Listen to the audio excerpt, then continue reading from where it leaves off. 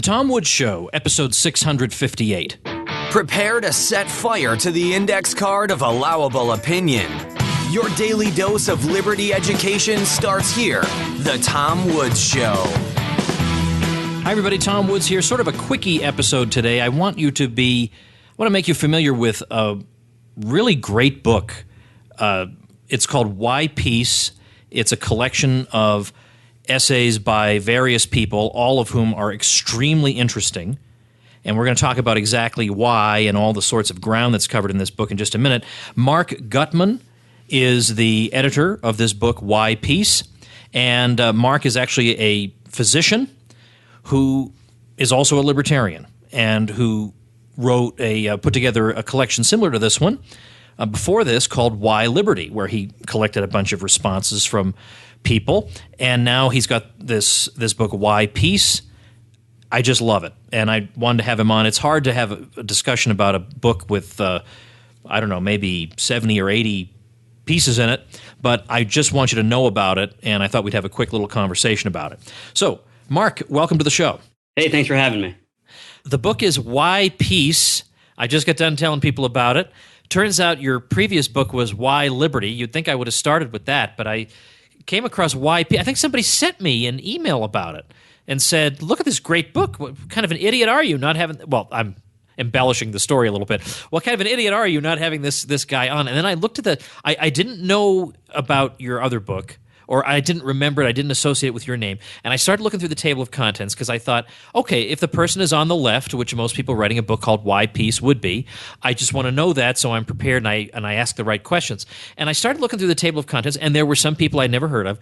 And then I saw Karen Katowski, Phil Giraldi, I saw David Henderson, I saw Christopher Coyne, and these are all people, by the way, I've had on the show. Every one of those I've had on the show. I thought, now hold on just a cotton picking minute. I've had some experience with people on the left, and generally they wouldn't have these people in their book, even though they agree with them. So I thought, okay, hold on a minute. This guy's a libertarian. How about that? So my sense is that you drew, actually, even though I recognize some libertarian names, you drew from a variety of perspectives. Is that right? Absolutely, yeah. There are people there's plenty of people without any kind of political leanings, or not actionable, but there are plenty of people from the right, the left, libertarian, who all talk about the common themes, just the anti-state aggression philosophy. How is it that you came to do a project like this? You are a practicing physician. Are you in Florida? No, I'm in Connecticut now. Oh, you're in Connecticut now. Okay, so that's old information. Okay. Okay. Well, actually, I have a lot of friends in Connecticut. All right. Anyway, so you're doing that for a living, but you're somebody who's a libertarian, and on the side, you wanted to do this project. You figured out. So you went to a public. I mean, where do you even start? And then did you solicit these pieces, or are some of them I know are reprints, but some look original? Yeah, most of them are original. There are some reprints that have been updated. So I started, like you said, with the first book, Why Liberty, because I kind of wanted to shine a light on the liberty movement and different people around the world that were endeavoring towards, peace and freedom. But then, after 9/11, the way things shook out, I thought it was the most important part. I really wanted to shine light on state aggression, particularly the military interventions and police state abuses, because they really, to me, have always seemed to have been the largest threats to human wellness, prosperity, and happiness throughout the world. And I wanted the book to be an education because, unfortunately, I think many people are misinformed or uninformed and will often tacitly consent or even promote these policies. And so I thought the best way to do it was to ask the knowledgeable people, not myself. I'm not writing the book. I'm contacting these people, the victims, witnesses, even oftentimes in the book, perpetrators of these interventions from around the world and from several generations to tell their stories. And it came together. I mean, the stories in the book are very compelling and eye-opening. It came together tremendously, I think. And the responses I've had from people have been pretty excited. Let me ask you about some specific. I mean, this is a huge book. This thing is huge. And if you could just look at the table of contents, I'm telling you, if you just look at the table of contents of Why Peace, you would be totally sold on this book because it's got all kinds of different angles on the question. It's got, we might call victim stories, people who actually suffered during these wars. It's got soldier stories. It's got stories from intelligence officials. It's got stories. It's got pieces by economists talking about the economic ramifications of war, that war is not actually a stimulus. It is so comprehensive. It would be, even if you didn't read every single entry, which I think you'd probably want to, what a resource this thing is to have. Instead of having to, you can try and track everything down on Google the rest of your life and drive yourself crazy, or you can have this nice collection with everything you'd want to know in it. Let's start talking about Phil Giraldi. I've had Phil on the show before. He's ex-CIA, counterterrorism expert, and he's basically taken a Ron Paulian non-interventionist position, certainly since 9/11, but possibly before then. And he has a very, very moving piece in your book. Tell us about that. He does. So you're right. He did start, he started from a perspective where he was a counterterrorism specialist in the U.S. government, and discusses in the book how he started from the standpoint of believing in U.S. government hegemony around the world as a vehicle for peace.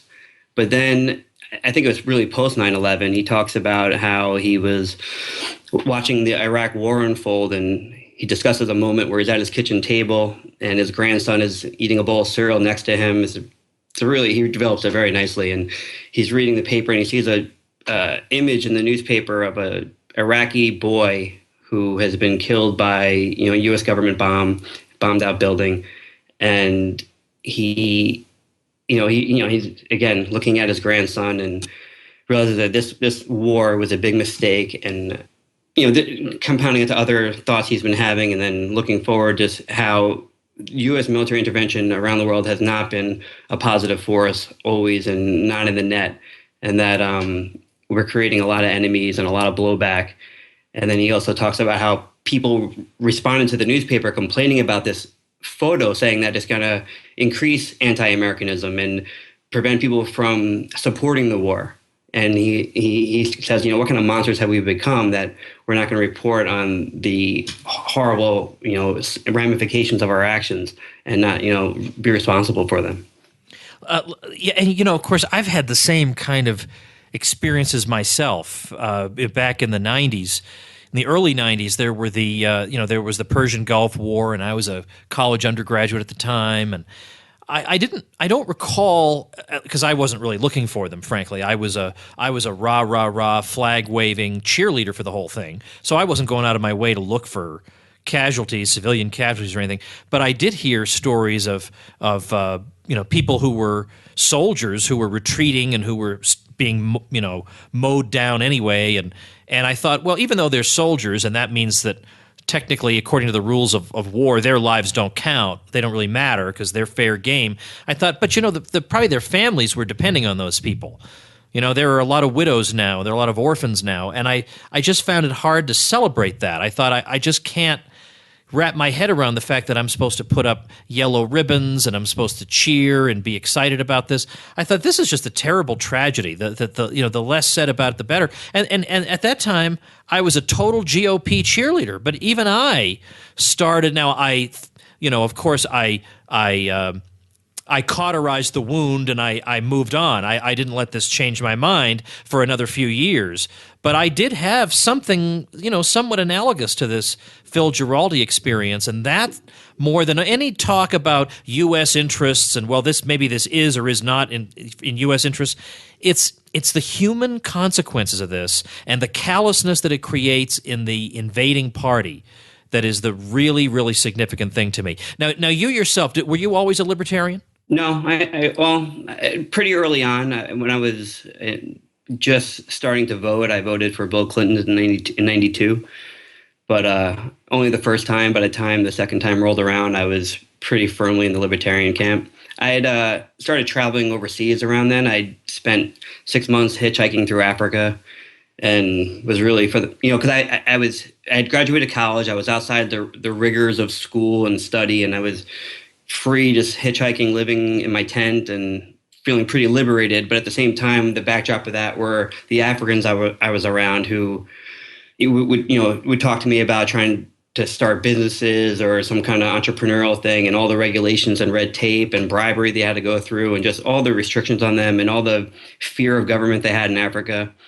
And then then I came back to the States, and that's when they started doing. I was visiting California, and they had the smoking ban in bars, and I said, "This is so strange. This is private property," and they're saying that people can't smoke in bars, and they want us to go outside to the public spaces and smoke. Now, I wasn't a smoker, but I just thought it was strange.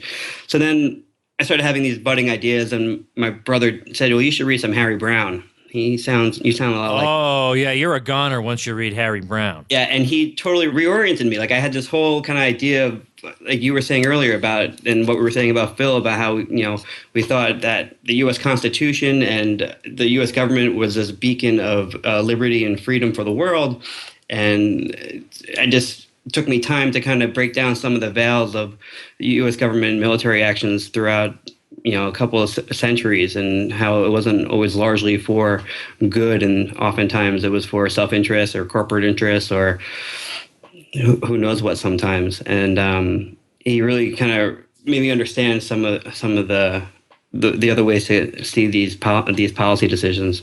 Let's talk about I was reading a testimony, I'm sorry I don't remember the name, in your book about it was somebody who had roots both in the U.S. and had family both in the U.S. and in Iraq, and this was talking about the Persian Gulf War, I believe, of 1990-91, which is the war that everybody supported, like all the respectable people. Like it's fashionable not to support the Iraq War of 2003, but all respectable people supported that earlier war. And she talked about the consequences that her family faced during that time. Yeah, that's Dahlia Waspy's chapter, and that's one of my favorite stories in the book. She's an Iraqi American. She was born in Iraq, but grew up in the States, became a physician in the United States, but talks about her trips back to Iraq to visit family. And the story she tells about how they suffer from the economic sanctions, the occupation, the wars, it's just so disheartening. I mean, her poor family, and she really comes across her despair for them. Really comes across in the story. And there are lots of stories like that. And then on the other side of that, I was harkening back to a little bit what you were saying earlier about the soldiers. There's several soldiers in the book, U.S. and soldiers from other armies, who discuss their experiences. And Ross Caputi talks about being at Fallujah in Iraq and just seeing the horrors there. And Alex Peterson talks about having detained Iraqis in custody and talking to them and learning that they weren't Islamists who were hoping for jihad against the U.S., that they were engineers and other professionals who, had their neighborhoods destroyed and their families killed, and were trying to, get the occupiers out. And it would totally realigned his whole idea of this war. He was trying to put himself in their shoes, and what would it be like if an occupying army came to his neighborhood and killed his wife? So yeah, I love in the book the first account stories from the victims and the people who were assisting them and helping them. Yeah, and in particular because, again, I'm just speaking from my own experience, but I know that as a young college Republican, I was not taught to think about that. I mean, and it's not that anybody came out and said to me, these people aren't even human. They're just garbage. No one said that to me, but we all acted as if that was the case because no one ever cared in the way that you would care if, let's say, or you'd pretend to care if there'd been an earthquake in Iraq. Well, everybody would be all tears and pity about that, or if there had been some kind of terrible act of nature that had occurred, everybody, oh, terrible, let's send international aid. But when people are having their limbs blown off in a war, that you're just not allowed to care. Nobody raises money to send and to help them. And in fact, one of the first voices to demand that some type of humanitarian relief be sent to Iraq was Pat Buchanan, which goes to show that the cartoon version of reality that we get in the media is so far from the truth. When we're taught that the Hillary Clintons of the world are the real humanitarians, and somebody like Pat is he hates people, he's a big hater, he's probably a Nazi, but yet he's the one saying these people should be fed and clothed and should get medicine, and the Clintons and the Bushes of the world, just honest to goodness, just could not care less. Yeah, I always wonder when you mention people like that, whether they toss and turn at night. I don't know their motivations or how they how they deal with these decisions they make. What surprised you in among all the contributions? Was there anyone that came in that you just gasped when you read it? Yeah, certainly. I learned. It's my book, I know, but I've learned so much from the contributors to this book. And like I said, it's a big book. There's how many contributors are there? Forgot now. 70-something contributors. I just figured, keep all the good stories in. It's more bang for your buck. But there was, the stuff from before my time. Fred Branfman talks about Laos and how he was in Laos doing some humanitarian work back in the 60s, and the bombs started coming. There was 9 years of bombing of these villages in Cambodia, and these people had no idea who was attacking them, why they were dropping bombs. They were hiding in caves for 9 years, losing family members on a daily basis. And Branfman actually testified to Robert Kennedy in the U.S. Senate about all the what he did was he interviewed 1,000 people in Laos, sorry, and the U.S. ambassador was testifying at the same time, saying that there was no bombing campaign going on in Laos. And Robert Kennedy said, "Well, Fred, can you report?" And he tells everything he witnessed and everything that the people he interviewed witnessed. And then the U.S. ambassador Sullivan then says, "That's not true. None of this happened." And then Robert Kennedy turns to him and says, "I think you're lying." But what Branfman says is that it didn't change anything. That the federal government, well, really the executive branch of the federal government, was calling all the shots, and Congress had no say. I mean, even you have the U.S., famous U.S. senator saying, "I think you're lying," but can do nothing about it. This continued for 9 more years, and the bombs are still there. They're still in the ground. There are still people who will step on these bombs, 50 years later and get, lose limbs or die. So not that it's history from so long ago, but I was born in the 70s. So a lot of the earlier generation stuff was more interesting to me. Well, I note that there are pieces on war in general. There's a piece on counterinsurgency doctrine. There's stuff, as I say, on economics. I like the piece by David R. Henderson, who's also been a guest on the show, as it turns out. It's called something like "George W. Bush Changed My Life," and what he means by that is that up to that time, he'd been an economist doing domestic policy, and that was how he spent his time. But after 9/11, particularly after the Iraq War, he felt like, wait a minute. There are more important things than this. I have to speak out about this. I have to talk about this. And I'm going to take my talents and my insights as an economist, transfer them over to the study of international affairs. And he found that there had been not nearly as much economic analysis of political economy of war as there really should have been, as we ought to have expected. And so he began to pioneer in that, and he wrote a good piece for the Independent Review, for example, about why you don't actually need to go to war for oil. It does not make economic sense. He did a whole piece on that, and he did a whole piece on why you would expect countries to be this destructive in their foreign policies. I mean, he took economic insights and he ran with them. And then eventually he got a column at antiwar.com, even though he wasn't a specialist in this area. He got a column dedicated to foreign policy. And the one time I had him on my show was to talk about non-intervention in foreign policy. So he said, that's how George W. Bush changed my life. He was so rotten that I had to pretty much drop what I was doing and adopt a whole new line of research because I felt morally compelled to do it. So that really impressed me. Then you've got pieces in here covering North Korea, Sudan, Afghanistan, Iraq, all kinds of specific places. There's a piece on Yugoslavia and the dissolution of Yugoslavia and what happened after that. It is, as I say, it is absolutely comprehensive. I'm really glad to see that you got a piece from Charles Goyette, who was that great radio host out of Phoenix, who was nationally syndicated. He was, I believe, on he wasn't on satellite radio. He was on Clear Channel.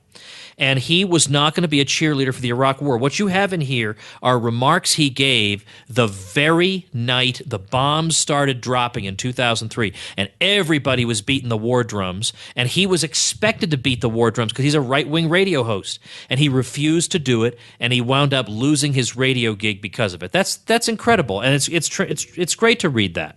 Yeah, it was great. Yeah, he stood on principle. And you're right. He talks about how he lost his position because of it. Yeah, there just are so few people who do stuff like that.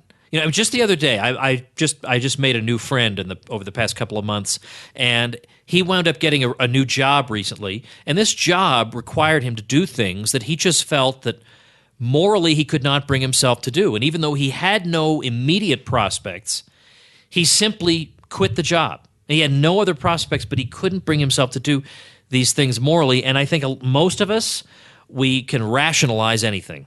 Well, look, hey, I got to put food on the table, and I got to do something or whatever. And somebody who just puts it all on the line and says, I've got to stand for something. I have to be able to sleep at night. In one way or another, I'll be okay. But I'm not going to be okay if I'm doing something that won't let me sleep at night, basically. So, all right. So, did you self-publish this? How did this come out? Yeah, I self-published it. So what I did was I contacted. I would read an article or hear an interview or read a story about someone, and I search the web and find them and contact them and ask if they wanted to contribute. And that got all the contributions, edited it, got someone to do the copy art and cover art, and published it. Yeah, there's a good piece in here that I liked just about the relationship between Lockheed Martin and the Pentagon, and it's called Lockheed Stock and Two Smoking Barrels. So again, one of the things that you'll get in here is these are the sorts of things that we might say and speak in broad generalities.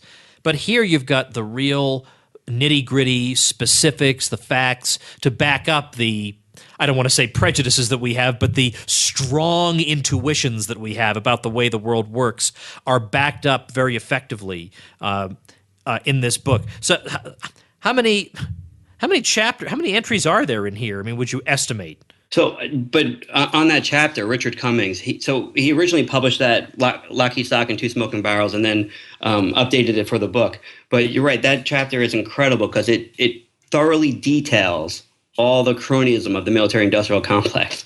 I mean, it's amazing how much he exposes the inner workings and the open door policy. How these guys go in between department positions to these positions in these corporations.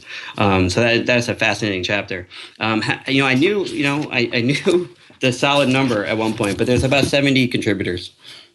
All right. Well, that's crazy. 78. There's 78 contributors from 34 countries from 5 continents. All right. Come on now, people. Come on. I mean, how can you not want this thing? All right. Look, I think it's the trouble with it is I would need to almost have all these people on because I can't expect you to be able to speak for all these different people. But I wanted to highlight this book because it does. I think it'll help a lot of people. I think it can change minds, but it's also good for people who are already with you to really be able to fill in the gaps in their knowledge and to have a really, really comprehensive overview of the war and peace issue, which is really central to the libertarian message. I mean, I know there have been a lot of people who've wanted to downplay that, but I think it really is, as Rothbard said, it really is the key question ultimately that we have to be concerned with is war and peace, and it's just handled so comprehensively and beautifully by so many contributors of different points of view from different places in the world. So how can people get this thing? Well, I was going to say I could definitely put you in touch with any of these contributors that you'd like and have them on your show. Yeah, I was going to say I've got like over 70 episodes right here. Yeah, right, exactly. Well, again, you've had a lot of them on already, but. One other thing that you mentioned this kind of at the beginning I wanted to mention was that it's not, there are libertarians in this book, and there are conservatives in the book, there's liberals in the book, but it's, there are definitely common grounds. I mean, most people will be, against ending government wars, and they'll be for ending domestic unwarranted surveillance, and they'll be against suspension of habeas corpus, and similar themes and topics that we can meet and we can all work together from, despite any differences we may have on other policies. And so I think this book does that. I have just as much appreciation of this book from left liberals as I do from libertarians and other people who are not politically affiliated. But this book's available in print and also in ebook through the iMac, iBooks, Kindle. It has pictures and links and videos on the ebook, and there's also the paperback copy you can get through Amazon and Barnes and Nobles and other sites like that. All right. Well, Mark, I appreciate your time today talking to us about it. It's really great. It's so well done. My audience will love it.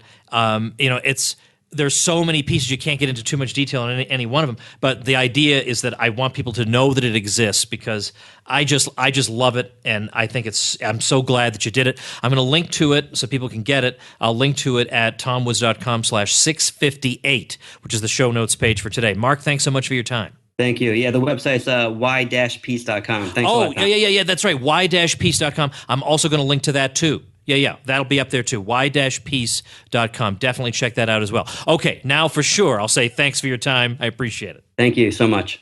All right, everybody. Well, the feed problem is more severe than I thought. Stitcher, God bless Stitcher. Stitcher is still getting all the episodes out. So, we're still putting them out, and Stitcher's able to pick them up. So, I don't know what iTunes' problem is, but it's a big, big, big problem. I got two of the best people in the business trying to fix it for me. I don't know what the heck went wrong. We haven't touched a thing. But at this point, the vast majority of people cannot get access to the episode. And then today, the podcast player on the site, on the individual show notes pages, went out. We haven't touched a thing. So I don't know what is happening, but I may hold off for a couple of days producing more. What's the point of producing episodes and getting them out there if only a small sliver of people are able to access them? And then all of a sudden there's going to be a big backlog of episodes that nobody will listen to. I think that does a disservice to me, to the guests I would have on. So I don't know what to do. I'm hopeful that within the next 24 hours we will manage to get this fixed. As I said, I'm working with the best possible people, and even they are stumped by the problem. So if you are one of the lucky ones who's able to hear me, I feel like it's the end of the world, and I'm trying to see if there's anybody still alive out there.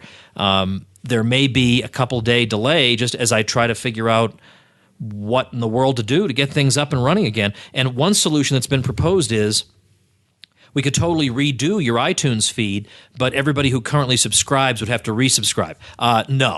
No, I would rather see the world burn to the ground than implement that solution. So we're going to do the very best we can. Now, I have no technical knowledge, so I don't know what to do here. And the experts, as I say, are completely at a loss. But we're just doing the best we can. We'll see what happens. And if all goes well, you'll have another episode tomorrow. If not, you may have to wait a couple of days. But, there's always Contra Krugman to hold you over. And the recent episodes, as I say, are all on Stitcher. All right, well, sorry about this bad news. Thanks for listening, and I hope to be talking to you again very soon. Become a smarter libertarian in just 30 minutes a day. Visit tomwoods.com to subscribe to the show for free, and we'll see you next time.